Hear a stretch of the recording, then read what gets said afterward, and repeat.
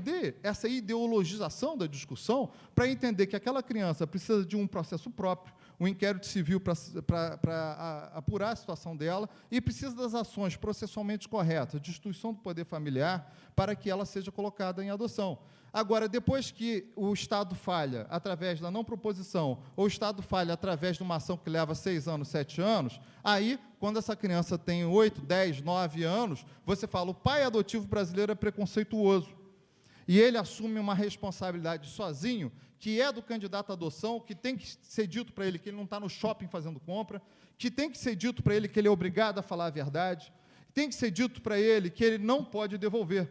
Mas o sistema hoje garante que os pais biológicos devolvam sempre, e garante que os pais, os pretensos pais adotivos, porque ele não se tornou pai, a adoção não terminou, também devolvam nessa fase de estágio experimental. Então, o que nós precisamos dizer para as pessoas, pais biológicos e pais adotivos, qualquer pai, é que elas não têm direito a abrigar seus filhos e que elas têm que criar esses filhos em família. Então, eu acho que o sistema, sim, indica para todo mundo que todo mundo pode abrigar criança e experimentar, seja família biológica, seja família adotiva. Isso causa mais espécie nas famílias adotivas, mas as 80 mil crianças que estão nos abrigos não foram lá, não estão lá porque adotantes as devolveram. Estão lá porque famílias biológicas não cumprem o seu dever constitucional de dar àquela criança, que não é propriedade delas, nem propriedade do judiciário, nem propriedade do Ministério Público, nem propriedade dos abrigos, né? a capacidade de ser criado em família, o direito constitucional, que é essencial à dignidade de sua pessoa humana. Então, eu acho que quando a devolução de uma criança é vista pelos pais adotivos como uma atrocidade. Ela ocorre, mas ela é cruel, é um novo abandono de alguém que já tem o seu amor próprio, atingido por um abandono anterior. Então, ninguém quer aqui passar a mão na cabeça de pretendente à adoção que não esteja imbuído dos propósitos da adoção que defendi aqui. A adoção é isso que lhes falei, portanto, as pessoas precisam ser claramente, diretamente informadas disso. E nos grupos de apoio à adoção, às vezes o camarada vai numa reunião só porque não gostou do que ouviu. Mas muitos chegam lá querendo adotar crianças brancas até 8 meses de idade, 1 ano, e saem de lá com um grupo de 4 irmãos ou com um garoto negro de 4 anos e realiza esse encontro e se sente muito feliz porque desvinculou a sua pretensão de paternidade e esse encontro daquela lógica biológica que só serve para causar esse tipo de incompreensão que o anúncio causou. Aliás, tem um portal da propaganda em que esse anúncio pode ser visto. Eu acho que todos deveriam ver para ver o assinte que é um pai adotivo com a sua família assistindo televisão, ter que ver aquilo e tentar contornar o silêncio sepulcral que fica depois que um anúncio desse passa. Foi o que falei ontem para a moça que me atendeu lá na agência de propaganda. Então, é importante, portanto, frisar, e eu agora vou entrar em considerações de ordem mais prática. Eu acho que os grupos de apoio à adoção têm que ser criados e fortalecidos, porque lá os pretendentes à adoção podem encontrar um apoio em que ele se sente mais à vontade. Inclusive, no quintal da Casa de Ana, agora já havia o grupo reflexivo para pretendentes à adoção, que não é obrigatório. A pessoa vai se quiser.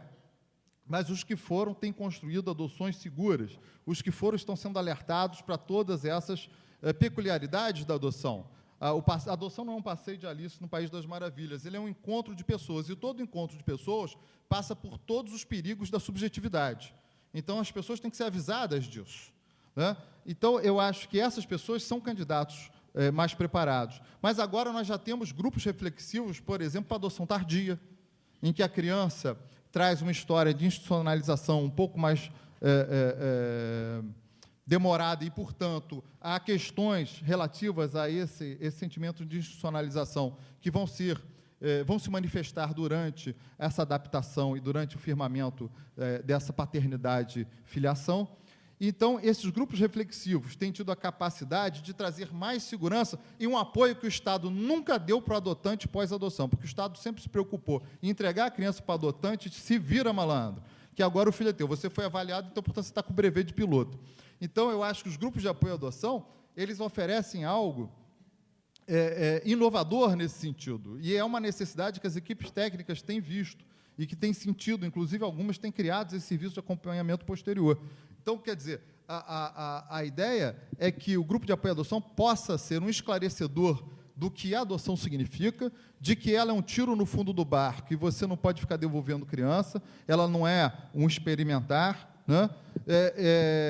E eu acho também que a cultura da adoção tem que ser explicada dessa forma, não apenas, como a doutora Denise tocou aqui, nós não estamos querendo levar o modismo da adoção para lugar nenhum, nem convencer pessoas que são contrárias a terem filhos adotivos a tê-los. Nós queremos que as pessoas que têm essa possibilidade e intenção o façam de forma responsável. É exatamente isso que os grupos vêm lutando. É exatamente esse o nosso papel, o papel de esclarecer e de apresentar exemplos de vivências que foram construídos com amor no cotidiano, pessoas que passaram pelo encontro do adolescente com sua mãe biológica, como é que foi, qual o resultado, qual foi o tipo de insegurança que se gerou para o pai adotivo, né? Essas experiências acabaram redundando um compêndio, veja como é grande, né?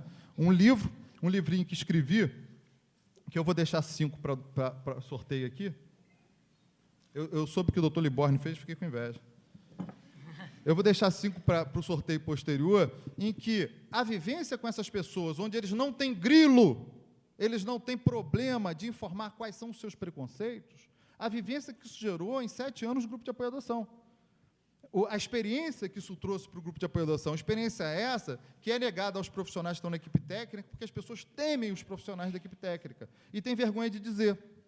Então, portanto, eu acho que essa soma de atores, sem a fogueira das vaidades, como a doutora Ivone bem colocou, essa soma desses atores, o reconhecimento da necessidade da contribuição de cada um, é que vai nos legar um sistema de adoções mais seguros. Agora, sobretudo, um sistema em que a habilitação não seja algo homologatório, como coloquei a doutora Vera, a habilitação é um processo importantíssimo de construção, mas que o processo de definição jurídica da criança abrigada seja mais ágil, que cada criança abrigada tenha direito a ter sua história contada e avaliada pelo Ministério Público, e que as ações processuais,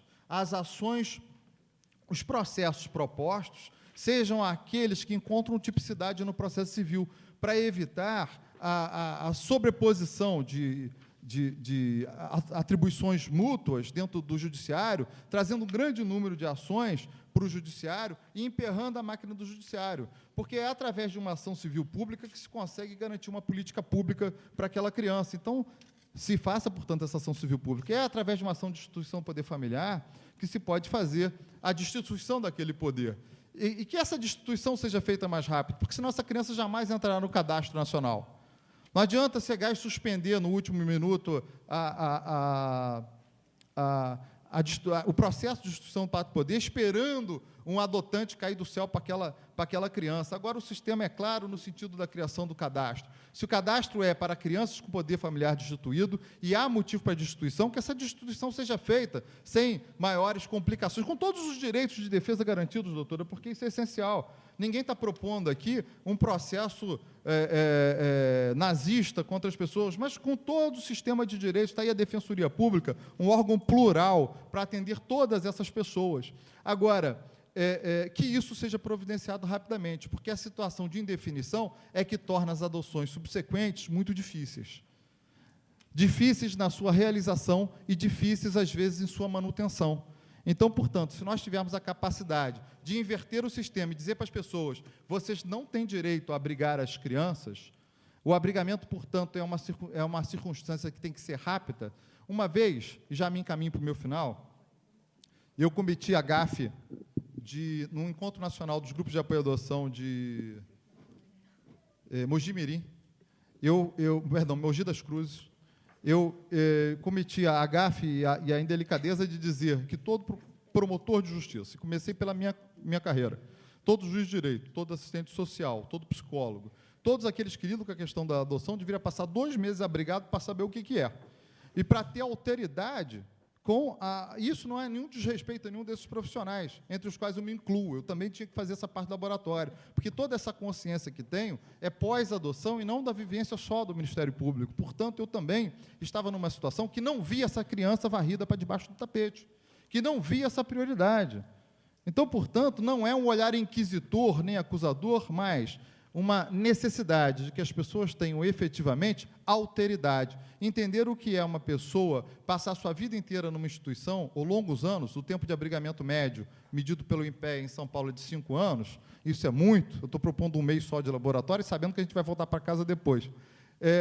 Ele destroça o amor próprio das pessoas, ele simplesmente afugenta as possibilidades, ou pelo menos dificulta as possibilidades de criação de uma personalidade segura, traz prejuízos emocionais graves. Então, portanto, se nós tivéssemos esse laboratório, pudéssemos entender o que é acordar de noite de um pesadelo e não ter quem abraçar.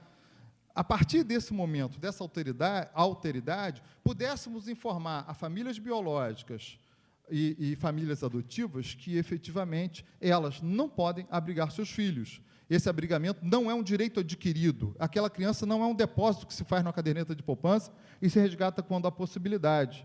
Então, hoje, há abrigamentos que são por motivos absolutamente justificados, e aí você tem que ter imediata tentativa de reintegração, de salvamento daquela família, etc. Mas há abrigamentos que não são por motivos justificáveis. Eles caem naquela alíquota, pobreza. E aí você explica qualquer coisa. Isso é uma injustiça com 98% dos pobres brasileiros que criam seus filhos com as maiores dificuldades, superando os maiores desafios, e não se afastam deles e têm com eles uma relação de amor digna de ser elogiada. Então, portanto, eu acho que essa reflexão que trago, ver a questão da ótica do pai adotivo, não é defender o pretendente à adoção que não está imbuído do que a adoção é prepará-lo, informá-lo. E eu acho que os nossos cadastros, o nosso primeiro contato com eles, tem que ser sincero nesse sentido de esclarecimento.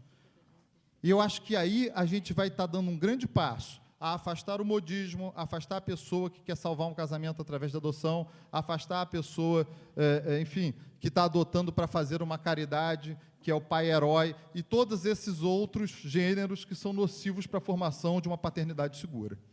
Eu tive um grande prazer em falar aqui. Só queria fazer uma observação. Outro dia eu estava conversando com um representante da conferência de Haia, um deles, né, um representante chamado Inácio Goicoechea, que é argentino. No dia que a Argentina tinha ganho do Brasil, eu encontrei esse cidadão, para você ver que coisa. E você pensa, né, a Argentina ganhou do Brasil, mas é bom que a Argentina é longe. Né, mas, na verdade, ele veio, então nós estivemos juntos, e ele me falou que lá na Argentina há muitas adoções ilegais, e o sistema também está abarrotado de crianças indisponíveis para adoção e de adotantes pretendendo adotar, então, portanto, eles têm uma problemática parecida com a nossa. E eu queria trazer também a reflexão que a adoção é uma filiação verdadeira. O filho de verdade é filho que se ama. Então, portanto, quando o Alírio Cavalieri ele fala isso, ele diz que, naquela página de Salomão que se decidiu cortar a criança no meio, a mãe que abriu mão da criança era a mãe verdadeira. Ninguém falou biológica, isso foi uma conclusão que nós tiramos em função do nosso preconceito. Mas ela é a mãe que mais amava. E como ela era a que mais amava, ela era a verdadeira. Né? Aquela que abria a mão em nome da vida daquela criança. Então, eu acho que, de certa forma, nós temos que rever os nossos conceitos acerca da adoção, da filiação adotiva. Me disponho ao diálogo. Acho também que não podemos chamar essa adoção de adoção brasileira, até brincando com a Luciana. Acho que esse nome de adoção brasileira é desrespeitoso com nós próprios brasileiros. Nós somos, de forma geral, honestos. E a gente dá nome a algo que acontece em vários países, como na Argentina, e lá eles nos chamam de adoção à la Argentina. Eu acho que esse nome traz para a gente também uma responsabilidade muito grande. Nós estamos aqui lutando pelo sistema. Eu acho o cadastro, e aí não falo mais como presidente dos grupos de apoio à adoção, porque entre os grupos de apoio à adoção, há os que apoiam a adoção in tuito personae, a adoção direta, e há outras pessoas que são pais adotivos, que acham que o cadastro tem que funcionar de forma como uma regra Não vou dizer sempre, porque tem certas situações em que o cadastro não pode ser um fetiche. Se a criança já está com uma família informalmente durante 3 anos, você vai traumatizar a criança para conseguir cumprir o cadastro?